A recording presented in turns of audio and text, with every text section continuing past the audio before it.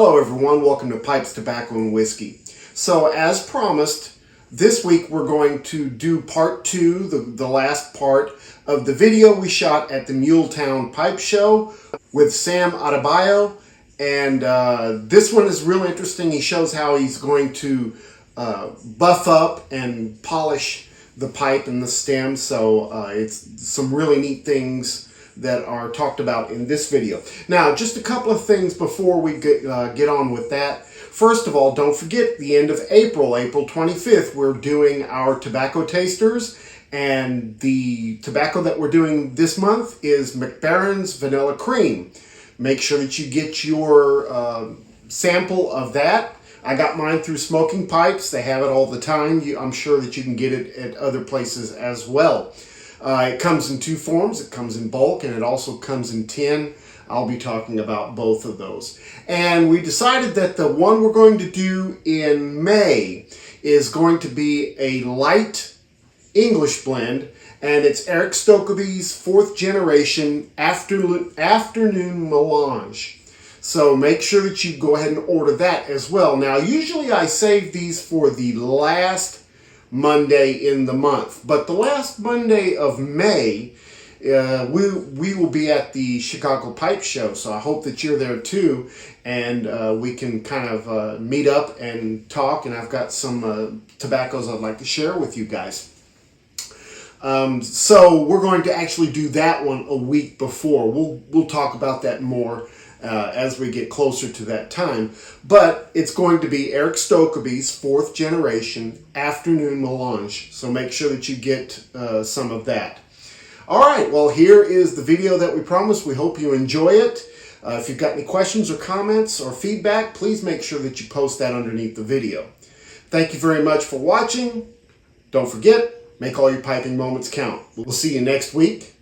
Have a great one. Enjoy your smokes. Bye.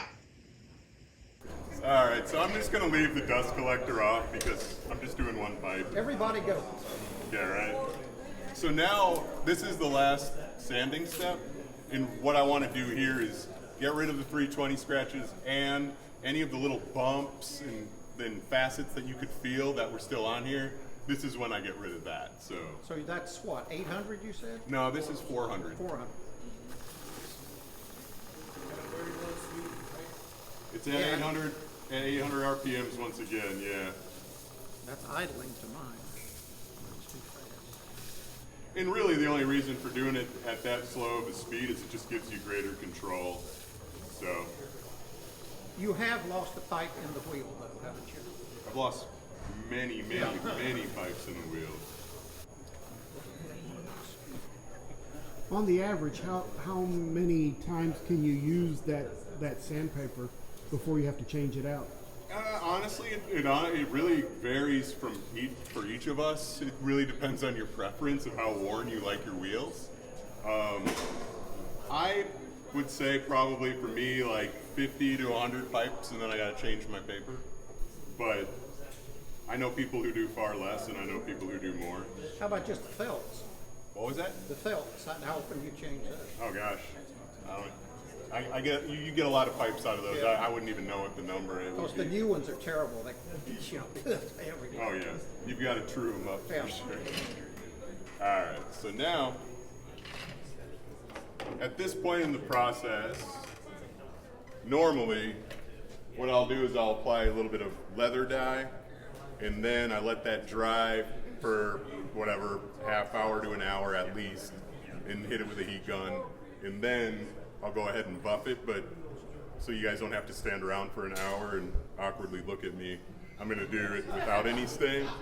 So What's the purpose of using a heat gun after you dye it? to help set the stain and dry it off, so you're not buffing. Do you ever burn it off? Because some A lot of pipe people makers do, burn it yeah. off, I've done that. I don't often do it, but yeah. Like an alcohol lamp, and they'll just burn it. Yeah, they'll burn it when it's still wet. Yeah, Burn the alcohol. Yep, absolutely. So right now, all I'm going to do is I'm buffing the pipe now, so I'm going to get it good and shiny.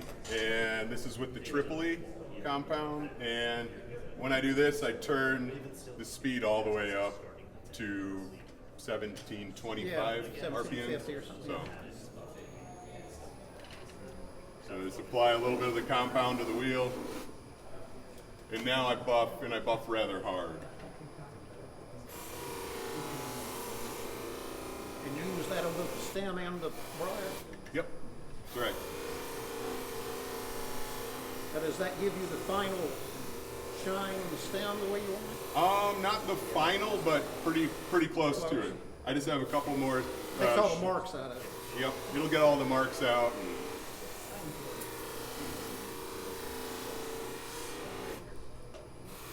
Is that triply compound like beeswax or something? Or It's just abrasive It's got a compound grit- it's got a grit in it. in grease. Yeah, just like suspended in grease so you can apply it to the wheel.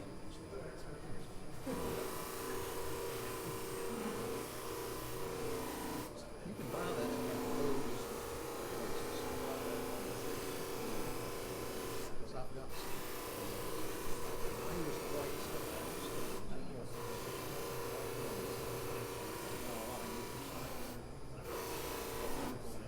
I mean, that compound you can basically get at any hardware store or anything like that, right? What was Like that? an African. The compound, you can pick it up at a hardware store or Yeah, you can pick them up at, you'll find like all kinds of different buffing compounds.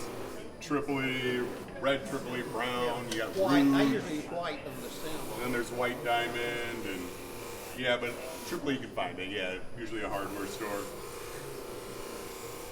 So I do use the white diamond on all these pipes, but I do it after the tripoli because the tripoli is just a lower grit. So what it's doing is it's removing the lower grit scratches, and then when I will polish it up higher later. All right, so now I just got a couple more little passes to do, get little scratches out that are stubborn.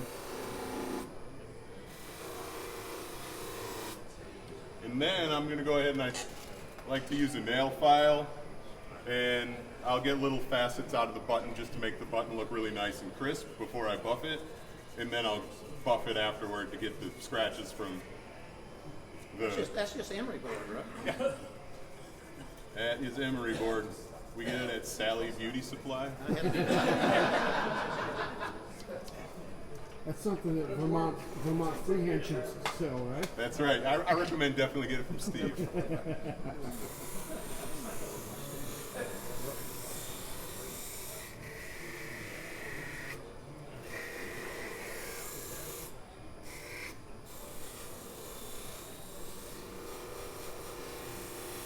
Do you prefer using the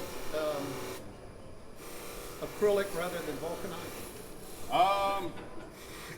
Honestly, I like a lot of different stem materials. I know I use a lot of different ones. I like acrylic.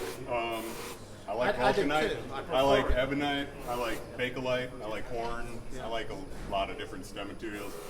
There's certain aspects of them that are easier, Oh, yeah. in certain aspects that are harder for Yeah. each one. So I'd say probably my favorite to work with is still bakelite. Yeah. But it's definitely probably the biggest pain to work with too, so Well, it's kind of brittle, isn't it? sometimes me and Bakelite are fighting, but Kind of brittle? it can explode. Yeah. It can do all kinds of terrible things in the process. So yeah, at this point, it's kind of darkened up from buffing it up, and it's closed up the pores, and now you can see a little bit of shine on it. So at this point, I like to, from whatever grease that had gotten on there, I just like to get a little denatured alcohol onto a paper towel and just wipe that off so that way the Danish oil can penetrate a little bit easier.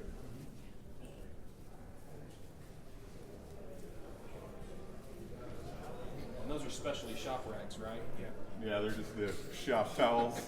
You know, we get them from Amazon.com, I believe. From Denmark, very Yeah. It's a special Amazon that we get it from, though. So now, I wiped it down, and all I have to do here is I'm going to apply the Danish oil to it. And I just use a folded over pipe cleaner. That's what we used to stain and oil all of our pipes and everything because we have lots of pipe cleaners. So.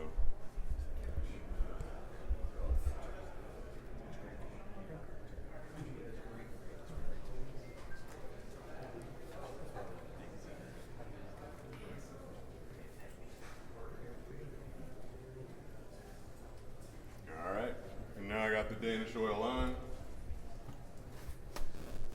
And for the sake of time, just so you guys don't have to stand around forever, I'm just going to go ahead and wipe it off so it's just a light coat on this one, but I'm probably going to go back and throw some more on it later.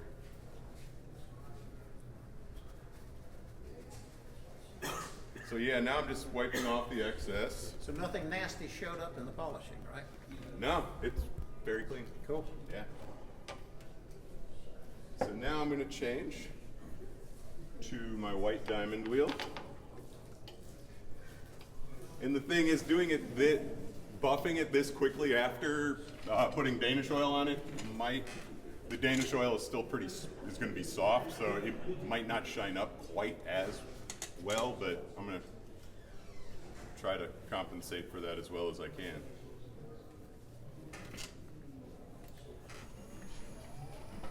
So now I'm just using like a white diamond compound. And this is going to shine it up a little bit more.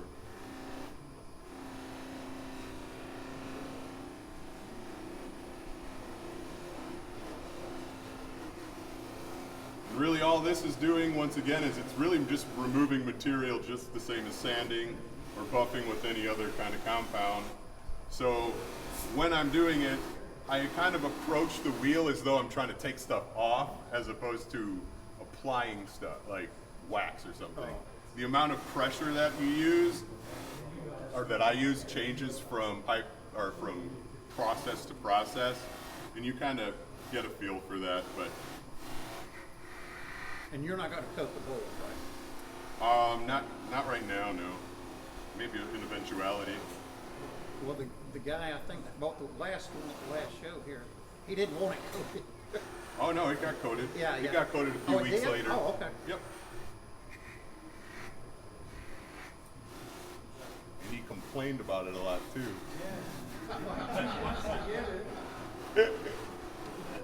Who bought it? You? Yeah, he bought it. Oh, you The bought Colonel, it. Then he smoked it, tried selling it back to him used. he did.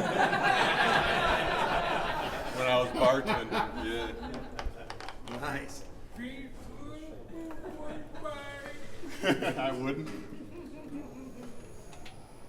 All right, and now this is going to be the last step, which is just carnauba wax.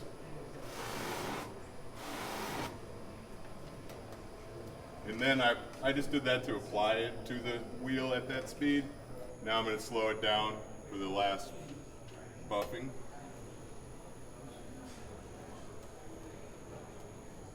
So the pressure you're applying now is different than before because you're not trying to take stuff off, you're just trying to buff it. Yep. Yeah, that's So I'm trying to add material to it, so I don't want to press too hard. that's 'cause a then- lighter pressure. So I use a really light touch. I use a harder touch, honestly, to start. And then when I'm almost done, I really, really have like a feather touch. And that gives you that nice glassy finish. I don't know if I should be giving away trade secrets. which burns off pretty quick. But It does, it does. If you're doing much, does the frequency bother your ears? The frequency of the I'm motor? so used to it, I don't even notice it half the time. I was just curious. But yeah, Exposure. and the thing is, usually there's like so much other noise going on in here that you really don't hear it, to be honest. that's what earbuds are for, right? Yeah, there you go. So now, all I have remaining to do is stamp the pipe. So I'll really quick do that.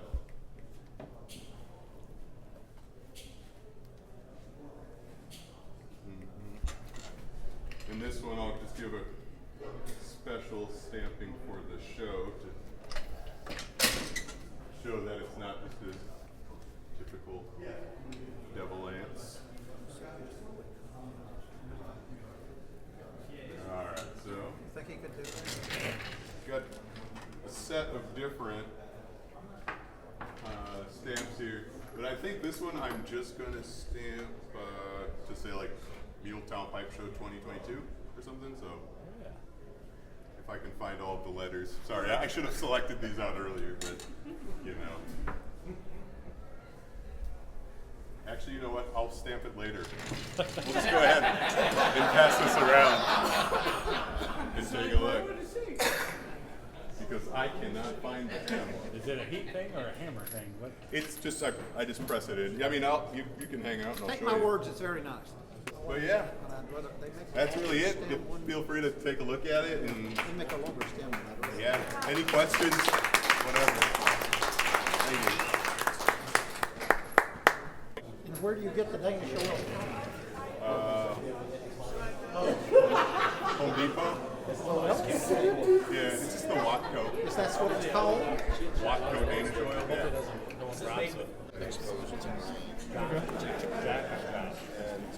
That's chocolate. Jeremiah.